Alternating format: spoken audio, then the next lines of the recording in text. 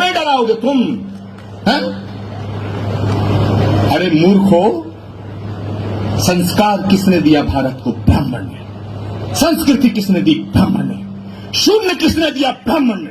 दशमलव किसने दिया? ब्राह्मण ने। गणना किसने दी? ब्राह्मण ने।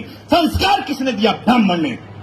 तुम ब्राह्मण का कर्ज 100-200 साल नहीं, कई युगों तक भी अगर उतारना चाहो तो उतार नहीं सकते।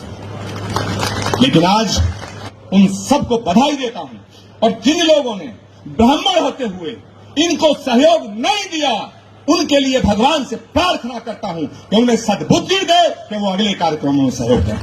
कि अगर तुम देश से जातिवाद को मिटाना चाहते हो तो ब्राह्मण को जातिवादी कहने की हिमाकत मत करो।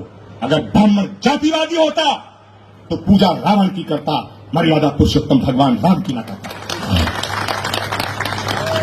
अगर ब्राह्मण जातिवादी होता तो रत्नाकर वाल्मीकि को महर्षि की उपाधि न देता।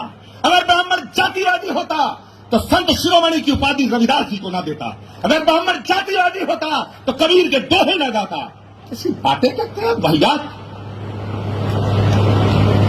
मैं कहना चाहता हूं कि अगले महाकुंभ में एक प्रस्ताव आए कि अगर भारत को जातिवाद से मुक्त कराना चाहते हो, और बड़ी मजेदार बात है, जातिवादी होने का हमला हम पर वो नेता करते हैं जो एक एक जातियों के नेता हैं, जिनकी हैसियत एक एक जाति की है। ये पिद्दी न पिद्दी के शोर में ब्राह्मणों को धमकाने की बात करते हैं। मैं कहना चाहता हूं कि अगले महाकुंभ में एक प्रस्ताव आना चाहिए।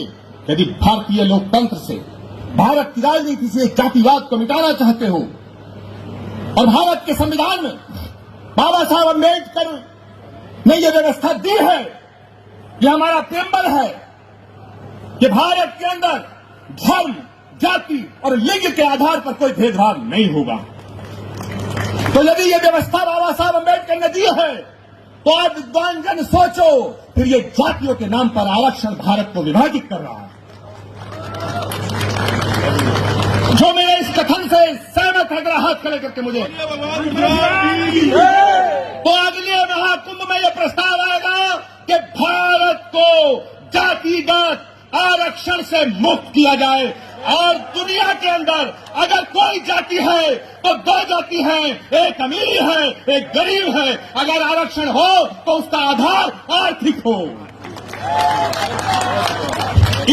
7 चीफ मिनिस्टर, 6 चीफ मिनिस्टर, आज पूरब से पश्चिम, उत्तर से दक्षिण हम देखते हैं, हमें नजर कोई आता ही नहीं।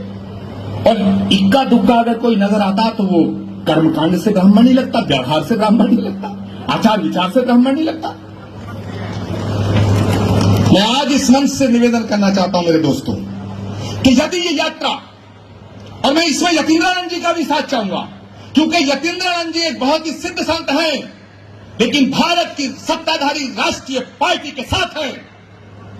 मैं कल की पीठाधीश्वर के रूप में सेवा में हूं, लेकिन मैं भारत की विपक्ष की पार्टी के साथ हूं, मगर ब्राह्मणों के हित में हमारे दोनों के बीच में कोई मतभेद नहीं है।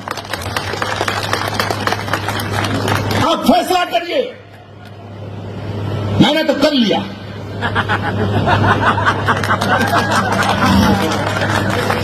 मैंने तो कर लिया। मैंने कर लिया।